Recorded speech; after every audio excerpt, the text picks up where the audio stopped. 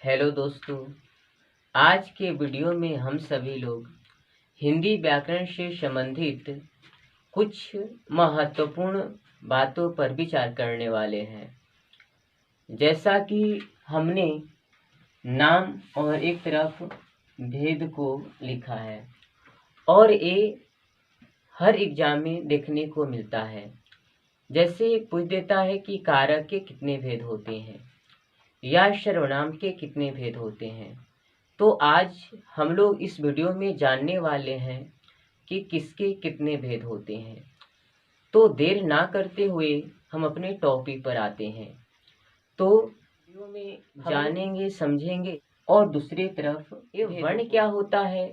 तो आप लोग को जानकारी के लिए हम यह बता दूं कि जो भाषा की सबसे छोटी इकाई होता है वो हमारा वर्ण होता है, या वर्ण उष्म ध्वनि को कहते हैं जिसका खंड या टुकड़ा नहीं किया जा सकता है।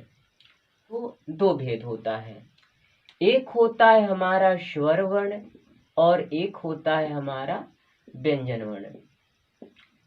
एक हो अ से लेकर के अ तक ये जो होता है स्वर वर्ण कहलाता है, लेकिन क से लेकर के ज्ञान तक जितने भी हम लोग वर्ण को पढ़ते हैं या समझते हैं वो सारा हमारा होता है व्यंजन। तो स्वर वर्णों की जो संख्या होती है वो 11 होता है, लेकिन व्यंजन वर्णों की जो संख्या होता है वो मुख्यतः 33 माना गया है। क्रिया के भी दो भेद होते हैं, एक होता है हमारा सकर्म क्रिया और एक होता है हमारा अकर्म क्रिया।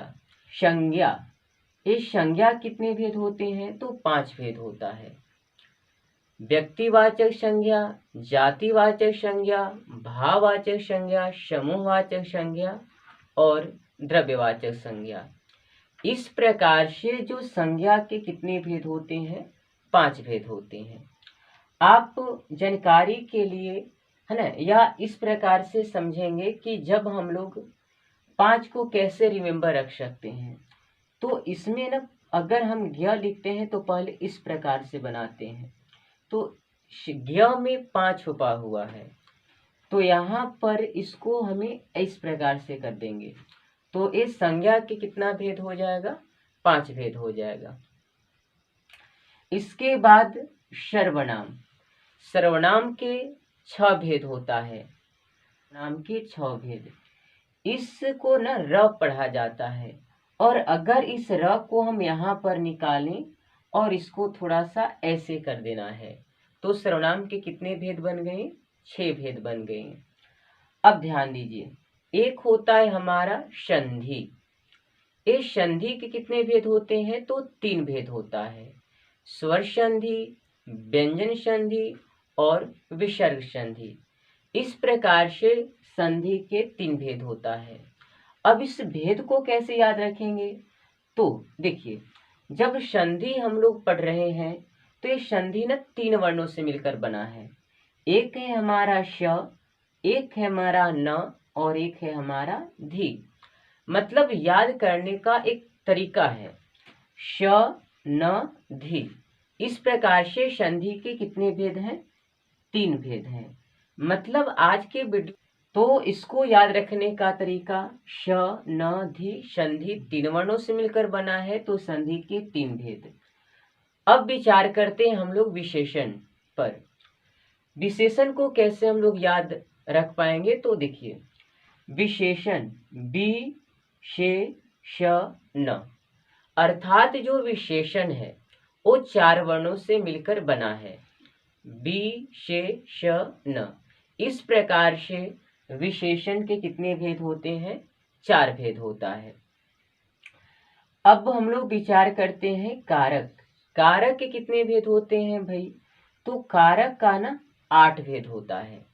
तो हमें याद रखना है कारक का कितने भेद होता है? 8 भेद होता है। अब हम लोग समास, समास के 6 भेद होता है। आप लोग पढ़ेंगे अव्ययी भाव समास, तत्पुरुष समास और द्विगु समास, द्वंद्व समास, कर्मधारय समास और बहुव्रीहि समास। इस प्रकार से समास के 6 भेद होते हैं। इसको याद रखने का तरीका है कि समास में ना माँ एक वर्ड है जिसका नाम है माँ। समास में क्या छुपा हुआ है? माँ छुपा हुआ है। और हम लोग यहाँ पर क्या है, 6 भेद है।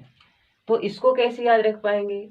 तो याद रखने का तरीका है कि हमारी जो माँ है या हम सभी का माँ है, वो किसी प्रकार का काम करने को कहती है तो हम लोग क्या करते हैं, काम नहीं करते हैं, तो माँ को आ जाती है गुस्सा और माँ क्या करती है, छड़ी उठाती है और छड़ी से पीटने लगती है। मतलब माँ को जब गुस्सा आती है तो किससे मारती है? छड़ी से मारती है। तो जी दोस्तों याद रखेंगे 6 से छड़ी और 6 से 6 है। अब कहेंगे कि सर ये सब क्या बता रहे हैं? तो इस प्रकार से यदि आप कहानी से किसी भी चीजों को याद रखते हैं तो आप है ना लंबे समय तक उन प्रश्नों को याद रख पाएंगे। तो हमें यहाँ पर समास में माँ है और हमें किसी प्रकार का माँ काम करने को कहती है लेकिन हम लोग काम नहीं कर पाते हैं, तो माँ को आ जाती है गुस्सा और माँ छड़ी से मारती है। तो 6 से छड़ी और 6 से 6, इस प्रकार से समास के 6 भेद होता है। तो हम लोगों ने क्या क्या समझा और जाना? तो देखिए एक बार और हम लोग रिवीजन कर लेते हैं। वर्ण और क्रिया के कितने भेद होता है? तो 2 और 2। संज्ञा में एक 5 लगभग जैसा है, तो आप इस प्रकार से याद रख सकते हैं कि संज्ञा कितने भेद होता है? 5 भेद। सर्वनाम के कितना भेद हो जाएगा? तो 6 भेद।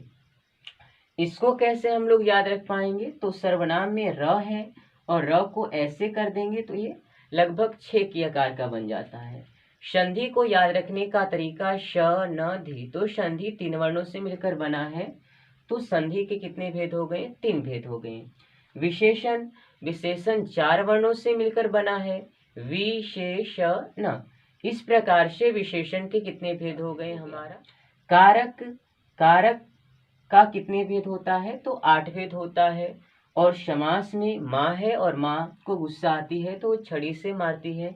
इस प्रकार से समास को आप 6 भेद याद रख सकते हैं। तो आज के वीडियो में हम लोगों ने नाम और वर्णों को समझा जाना। अगले वीडियो में हम लोग वर्ण या संज्ञा या सर्वनाम के बारे में आप लोगों को जानकारी देंगे। थैंक यू दोस्तों, आज के लिए इतना ही।